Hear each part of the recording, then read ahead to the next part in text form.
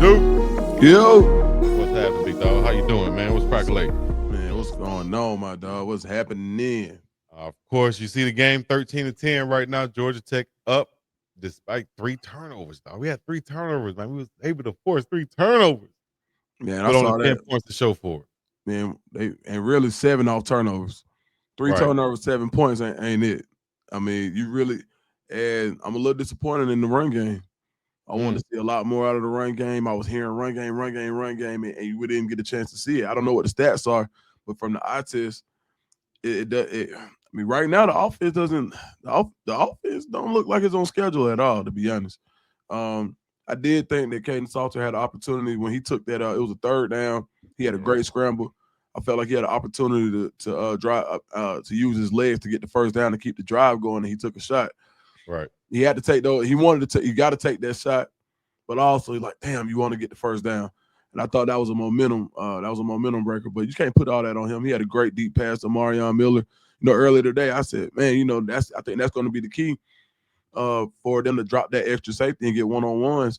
But they're not running the ball enough for them to drop the extra safety. Mm, You have to. It seems like a lot of the same, right? A lot of the screen game. I know they want to get stuff out, and I know they want to get stuff in the flats. And just run the damn ball. Just look. yeah. You brought all these big, heavy offensive linemen in. Man, just let them get upfield and not think. So, yeah, man, I Let think them lean on the defensive line, like you said, man. It, it just seems like they're not opening up enough gaps right now. But I also feel like that Georgia Tech are gap blitzing right now also and putting pressure on that offensive line and saying that, you know what, we're going to play a game right here, with mhm, these guys up front, right here in the box, as opposed to on offense, Georgia Tech, they're playing the game on the outside. They're playing a right, Golden State game while we're trying to play a power game. I right. think they realized on one drive, Otis made 2 big stops, and it was like, okay, we'll see if he'll run then. We're going to play the outside game. We're going to give the guys, our athletes, the ball in space and let them ball out like that. And that's what I think the difference is right now. I think we need to do more rollouts and run pass options for Kaidon Salter. As you said earlier, he had that room to run. I think he needs to also take what the defense is giving him.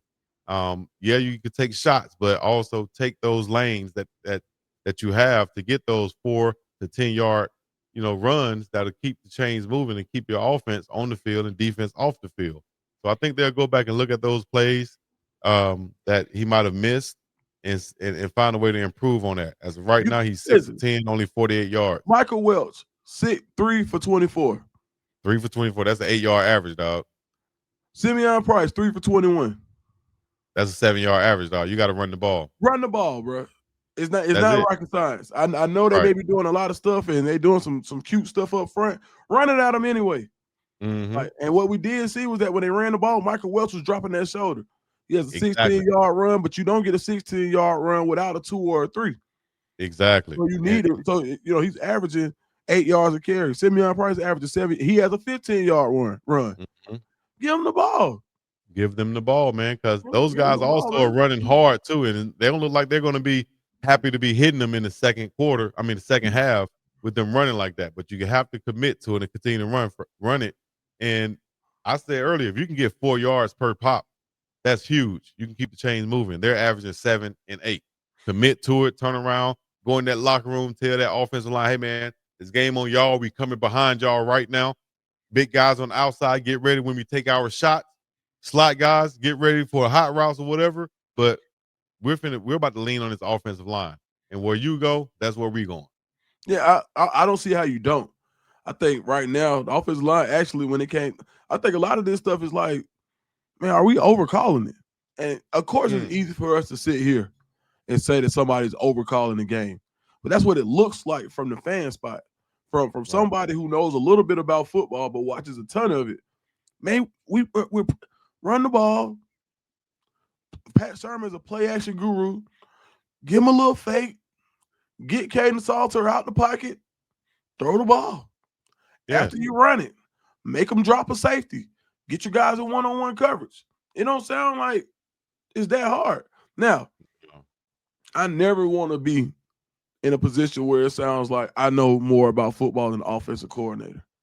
I don't ever want to put that out there like, hey, man, I'm the guru. I'm not. But I'm just saying how it looks from a fan perspective. It looks like, dog, if the stats say run the ball, you're having success running the ball. All year we heard about running the ball. We've been hearing about how important running the ball is. Why do our running backs only have 7 carries combined. in the first half? I mean, 7 that's carries. seven design, turn around and run. Quarterback Yeah. has 6 also, but all of those wasn't design runs, and he's also has 10 attempts. So you at 7 to 10 right now as far as design. So I think get a little bit more balanced and realize once they go in there though and look at that sheet and look at those stats, they'll see that man, we averaging 8 yards. It might not seem like it, but we averaging 8. All right, we got to commit to it. Take Haynes King out of it. Take Haynes King out of it. Jamal Haynes, 9 carries. Eric Rivers, 2 carries. Malachi Hosley, 5 carries. Malik Rutherford, 1 carry. Bailey Stockton, 1 carry. 19 carries. 19. 19 carries. They're sustaining drives. Exactly. And this is what you don't want with Georgia Tech. How many times in the past couple of years have we seen these teams, these Brent Key teams, have this fiery comeback? They're second half teams traditionally. So you don't want to let them, like right now, they feel like it's a win. You gave the ball away 3 times. That's a win for them. They won the first half, and it's really absolutely in convincing fashion. Colorado has the bow up. They should have the ball coming back, if I ain't mistaken. Yeah, they get the ball first half. I mean, they get the ball back. Man, come out for the second half. Assert their dominance. Come out, run the That's ball. It. Make them bring a safety up. Yeah, and that's when you can take your shots, dog. But you have to make them bring the safety up. Now on the defensive side, if I'm Coach Pecco and Coach Sapp and them, I'm getting on my defensive line right now too. I'm telling them, listen, I'm going to give you 2 plays. Don't forget all these series and stuff. If you in on third down, if you was in on first and second down, that's because they probably in a hurry up. But we're going to get you guys in and out of there because I want y'all to be fresh and I want y'all to be playing to the top of your level right now because I see y'all getting blocked and I don't want to see that. I see some of y'all getting blocked out there, man. I see some of y'all jogging to the football. We're giving up too many runs up the middle in between the tackles for positive yardage. Man, Somebody want to make you something. We got some bad run fits too. Yes, absolutely. Now I'm not saying that I'm not saying the linebackers have played poorly, but we have had some busts in run coverage.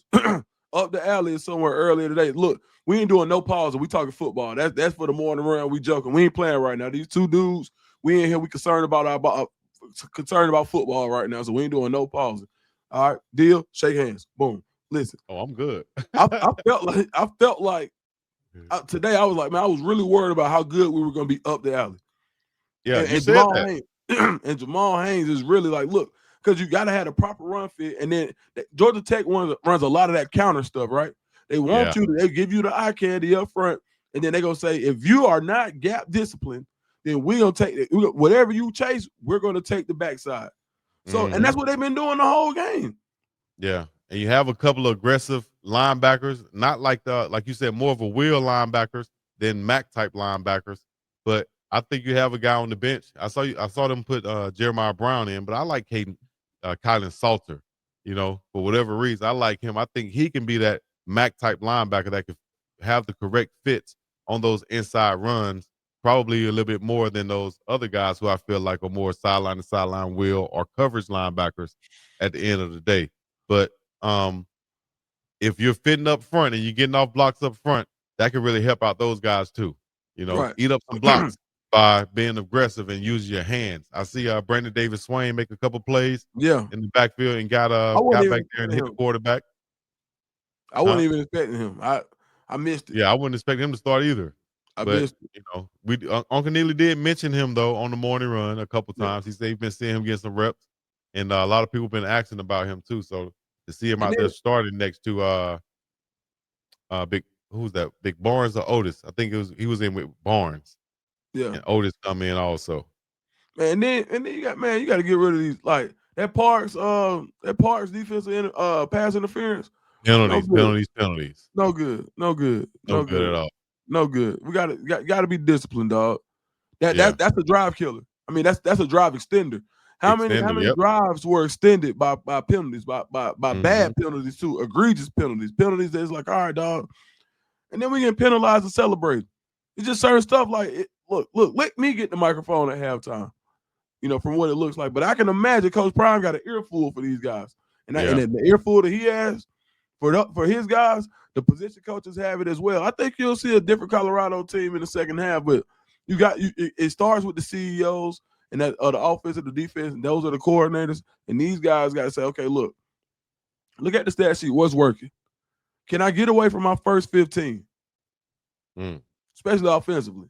You come out with what you want to do. You have look, and Chico, there's even in any level, you got an idea of what you want to do until you see what they're doing.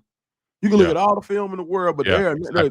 like Uncle Neely says, no contract saying that we got to do what we put on film last year. Exactly. So I think they came out there prepared for anything like last year. All these little short bubble screens, sideline to sideline stuff like last year, they were on that. So we have to switch it up some. Yeah, man. If I don't say nothing else, man, run the ball, dog. Run the damn ball. I guess we'll leave our halftime report right there as we'll come back in a minute for the kickoff. As the ball will be kicked to the Colorado Buffaloes, we'll see what they can do on their first drive of the second half.